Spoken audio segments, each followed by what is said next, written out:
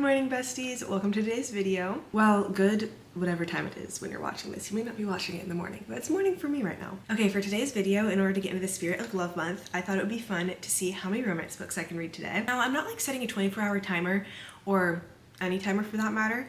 I just want to see how many books we can get to because I have the day off and no plans and there's nothing I'd rather do than read some cute romance books. Maybe I can read 2 or 3. We'll see. The first romance book that I want to start off with this morning is Deep End by Ali Hazelwood. I've read all of Ali Hazelwood's novels on her backlist. I haven't read some of her novellas, but I've read all of her full-length novels now. So clearly, I enjoy her writing. All I know is that this is a romance that takes place at college. I think they're both on the swim team. And honestly, that's all I know.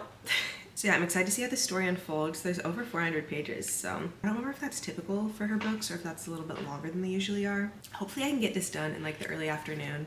It's 8:30 right now. I just woke up, I mean, clearly. But yeah, I'm just gonna sit on the couch and read this book. And then once I finish this book, we'll go over to my TBR cart and we'll look at all the romance books that I have and pick through those for my next read. Okay, let's start Deep End.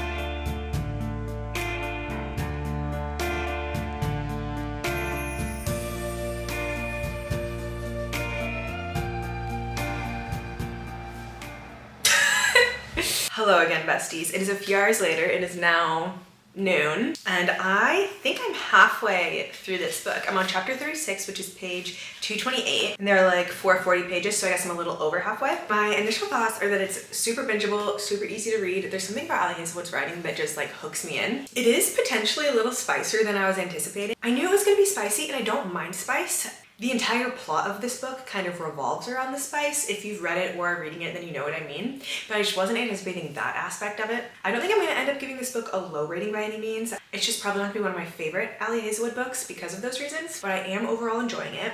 We are following Scarlett, who's on the diving team at Stanford, and she has a lot of PTSD and trauma that show up in the ways that she acts throughout the book. The male main character is this Swedish guy named Lucas, who is on the swimming team at Stanford, and they meet because Lucas's ex-girlfriend is actually on the diving team with Scarlett. Her name is Pen, and she's been oddly cool about Lucas and Scarlett through this entire book. And Lucas is really sweet in the ways that he kind of picks up on the little things that Scarlett does and notices like the little things that she doesn't like or make her uncomfortable. And he kind of makes adjustments to her environment to make her more comfortable, which I love. I love when the love interests can kind of pick up on those little things about the other person. It shows that they like really care to get to know them. But yeah, there's also like this subplot going on where Lucas and Scarlett are working on this bio research paper together. And the professor that's heading it is Dr. Olive Smith from The Love Hypothesis, I think it's that one. Adam from that book first showed up in this one and I like underlined it because I was like, oh my gosh. I love a little cameo crossover. But anyways, Andrew and I are gonna go to the gym in like an hour, so let's just see how much more I can read of this. Until then.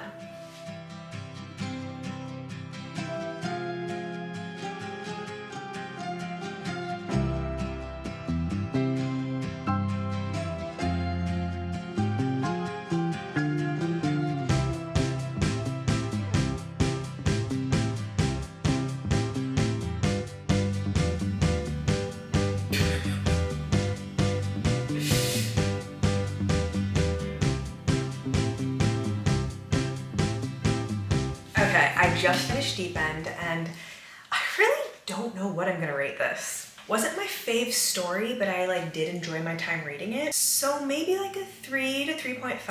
At the end of this video, I'll probably go back and give you all my final ratings on the books that I read. But yeah, unfortunately, I did cringe multiple times reading this. It is very like fan fiction coded. Lucas is also kind of Connor Cobalt coded. That is a tongue twister, Connor Cobalt. But you know what I mean if you've read this. The third act conflict wasn't too annoying to me. Like it actually made a lot of sense for this to come up because I was shocked it didn't come up earlier in the story. And overall, I really liked Scarlett's development as a character. So yeah, we're sitting at the like 3 to 3.5 range. But I have been putting off going to the gym for a whole extra hour. So I'm gonna go to the gym now, and then when we get back, we'll look at our options for our next romance book to read. Okay, so I have now worked out, showered, and come to the realization that I only have 3 romance books on my TBR. Unless there's one back here. Nope, these are all mysteries. Okay. So the 3 romance books that I have on my physical TBR are Picking Daisies on Sundays by Leonis and Cotty, Archer's Voice by Mia Sheridan, and The Love of My Afterlife by Kirsty Greenwood. Okay, so I know that this is a lot of people's favorite books, but I don't think I'm in the mood for like an emotional romance. I'm in the mood for more of like a rom-com. I don't know if I feel like reading either of these right now. I may have to check what's available on Kindle Unlimited.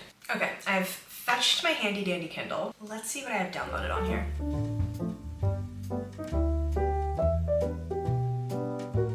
Abby Jimenez has a new book. Abby Jimenez has an Amazon original short story called The Fall Risk. There's only 78 pages. Oh my gosh, wait guys, I want to read this.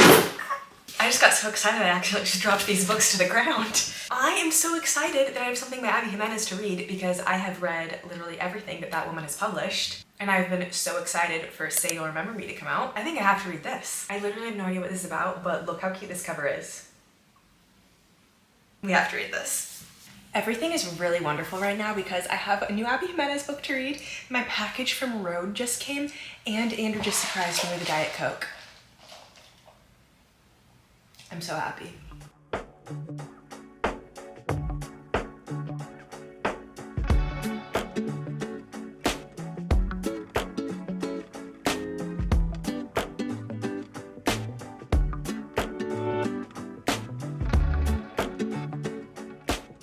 Hello besties, I fear that I did say I was going to start this book and then scrolled on TikTok for 30 minutes by accident before actually starting it, but Andrew has now made his dinner, so I'm going to take a little bit of a reading break. We're going to eat, watch Love Island.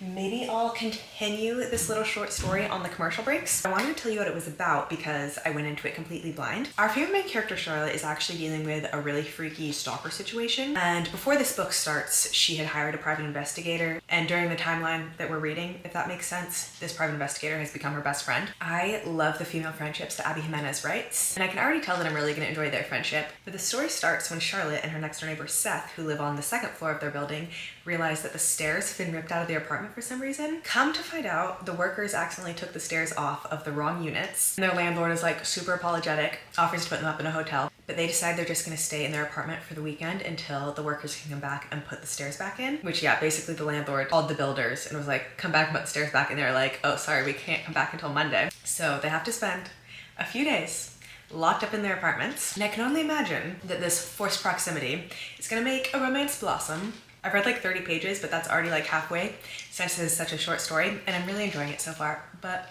I knew I would because I love Abby Jimenez. Okay, I'm gonna eat dinner now.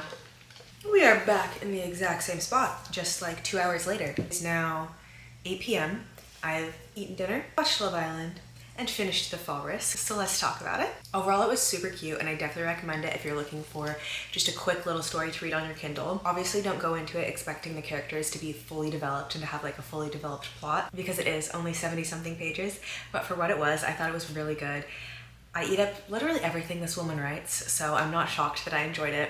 I also felt like the story would be really empowering and really validating for women who have been in the same situation that Charlotte was. And yeah, I overall enjoyed it. But I don't think I'll finish a 3rd book tonight since it is already 8 p.m. and I do have to get up and work in the morning. But I want to start Picking Daisies on Sundays by Leonis and Cotty. If I don't finish tonight, we'll just carry this vlog into tomorrow so you can get my final thoughts on the book. I've been meaning to read this one for a little while because I really enjoyed the author's other book, Don't Be in Love. So hopefully I like this one just as much. Okay, the first couple sentences on the back say, Daniela Daisy Maria wanted love. It's all she hoped for when watching endless rom-coms every Friday night. She sounds like Liz from Better Than the Movies. What she hadn't hoped for was to find it in her childhood best friend Levi. It was the hand-trembling, heart-thumping kind of love that wasn't supposed to happen when you saw your best friend. But it all ended when he didn't feel the same way and she vowed to never see him again. So I think there's gonna be a second chance situation here. All right, I have my water, my chocolate-covered strawberry true fruit. Let's start this book.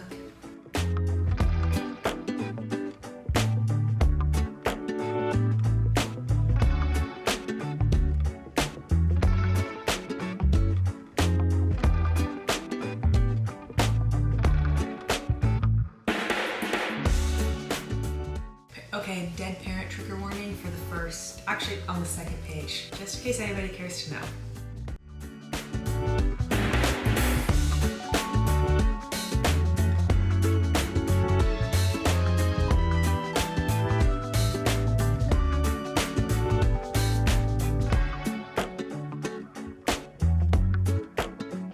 besties, it is now the next morning. Last night I read about 107 pages of Picking Daisies on Sundays before I fell asleep. So I guess in one day I read one romance book, romance novella, and then 100 pages of another book. I think I will try and continue this vlog today. Hopefully I can finish this book tonight. I am working, then going to a Super Bowl party, so hopefully I have enough time to finish this tonight, and then I can vlog about it and tell you about it tonight. So far, we are following our main character, Danny, who became best friends with Levi her freshman year of high school. She ended up developing feelings for him, and then senior year of high school, she confessed her feelings to him. Unfortunately, he did not reciprocate, and they did not speak to each other or see each other for 4 years until senior year of college rolls around, and they actually bump into each other out in New York where they both live. They end up getting themselves into like this fake dating situation, and it seems like Danny's feelings for Levi never really went away, but we don't know how Levi is feeling about her. And yeah, this is pretty tropey. It's childhood friends to lovers, second chance romance, fake dating, lions and tigers and bears, oh my. But overall, I'm enjoying it. I was finding it super easy to read last night. The characters are kind of shallow and maybe a little bit underdeveloped. Like, I'm not convinced that we like Levi that much, you know? So I do think that I liked this author's other book a little bit better, but I'm not done with it yet, so I don't want to judge it too soon. But yeah, hopefully I'll come back to you tonight with my final thoughts on this one. Hi guys. Coming at you live with the stomach flu because tomorrow is Valentine's Day, so I really want to post this video tomorrow. Clearly this video didn't go to plan because it is several days later, but I did finally finish Picking Daisies on Sundays, so we need to talk about it. Hopefully I can form some coherent thoughts to share with you. There were a lot of little aspects of this book that I enjoyed, but there was also a lot of aspects that I didn't enjoy very much. Our male main character, Levi, was super sweet and clearly cared a lot about the female main character, Danny. Anytime she was upset, he really wanted to fix it.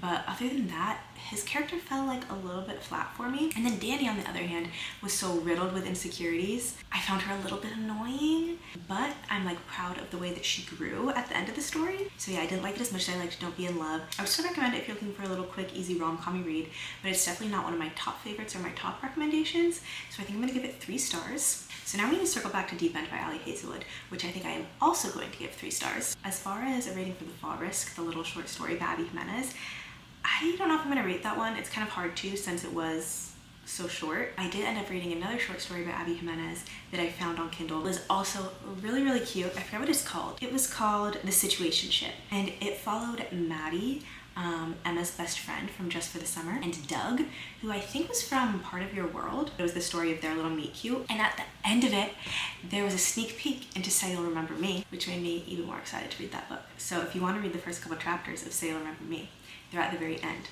of that little short story, The Situationship. With all that being said, it is time to round out this video. I had a lot of fun last weekend when I spent the day reading romance books. Having a lot less fun now with the stomach flu. Hopefully that's gonna be over soon. I hope you guys have an amazing Valentine's Day or Galentine's Day filled with love and self-love and maybe a cute little rom-com book. And hopefully I will see you next time. Bye!